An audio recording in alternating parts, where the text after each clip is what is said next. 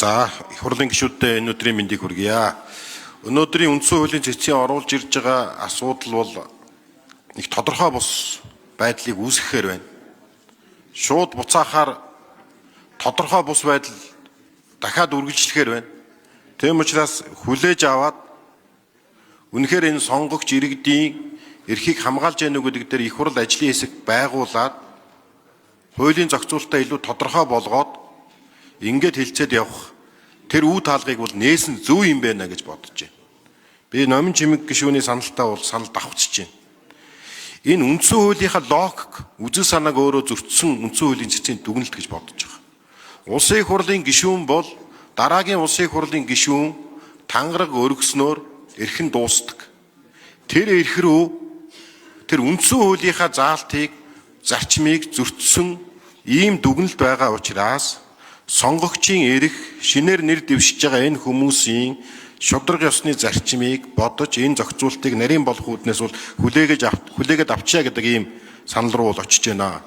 За хүлээж аваад тодорхой болгохоор хоёр зүйлийг бид нар хатуу улсын их хурлын гишүүд нэмж тусах хэрэгтэй хоёр зүйл байгаамаа. Зарчмын асуудал.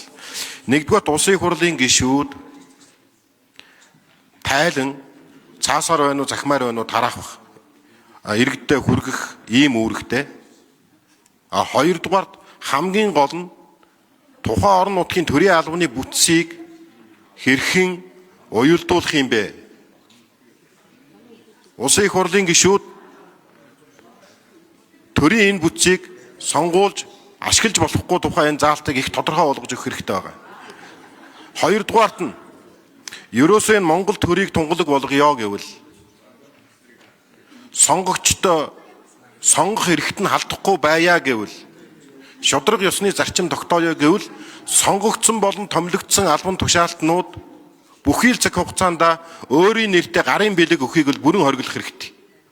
Өнөөдөр улсын их хурлын гишүүд бид нар бүгдээрээ өөрийн нэртэй гарын бэлэг өгж байгаа явдал нь сонгогчийн эрхэнд бүдүүлгээр халдаж байгаа шинээр сонгогдох гэж байгаа хүний эрхийг зөрчсөн үйлдэл учраас энэ бүх сонгуультай холбоотой зохицуултыг илүү нарийн болгохын тулд хоёр зүйлийг илүү тодорхой болгох хэрэгтэй.